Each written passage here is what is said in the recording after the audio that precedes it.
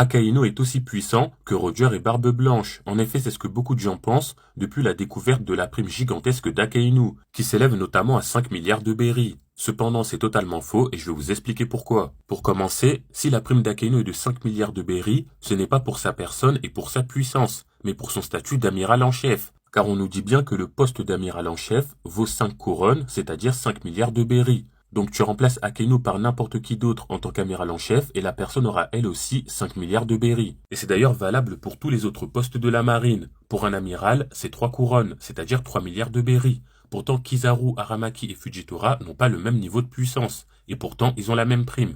Et c'est pareil pour les vice-amiraux. Ils ont tous 5 étoiles, c'est-à-dire 500 millions de berries. Pourtant, il y a des vice-amiraux qui sont bien plus forts que d'autres. Donc vous l'aurez compris, mais les 5 milliards de berries d'Akainu ne sont pas un gage de puissance, mais un gage de statut. Et deuxièmement, s'agirait de réfléchir un peu. Ça n'a véritablement aucun sens de comparer la prime de Roger et Barbe Blanche à la prime d'Akainu, car elles viennent de deux organisations différentes. Et par conséquent, les critères pour baser les primes le sont aussi. Vous vous doutez bien que les critères que la marine utilise pour établir les primes ne sont pas les mêmes critères que la Cross Guild utilise pour établir ses primes.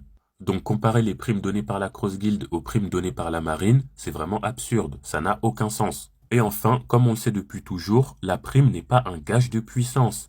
Dans la prime, il y a plusieurs critères qui entrent en compte. La puissance, la dangerosité, la notoriété, l'influence, la richesse et bien d'autres choses encore. Par conséquent, même en admettant que la prime d'Akainu soit établie sur les mêmes critères que la prime de Roger et Barbe Blanche, ça ne prouve en aucun cas qu'il a le même niveau de puissance que ces derniers. Et d'ailleurs, en suivant le raisonnement de certains et en admettant que la prime est un gage de puissance à 100%, eh bien ça rend tout le manga incohérent et contradictoire. Car dans ce cas-là, Dory qui a une prime de 1 milliard 800 millions de berries est 2 fois plus fort que Katakuri, étant donné que ce dernier n'a une prime que de 1 milliard. On peut aussi dire que Crocodile est 2 fois plus fort que Zoro, étant donné qu'il a une prime de 1 milliard 900 millions et Zoro une prime de seulement 1 milliard 100 millions. Ou encore que Kid est 3 fois plus fort que Sanji, étant donné qu'il a une prime de 3 milliards et Sanji seulement 1 milliard. C'est totalement débile et ça n'a véritablement aucun sens. Et pour finir, je vais vous prouver que les primes établies par la Cross Guild ne sont pas du tout un gage de puissance. Là, on a Franky qui one-shot un vice-amiral sans forcer.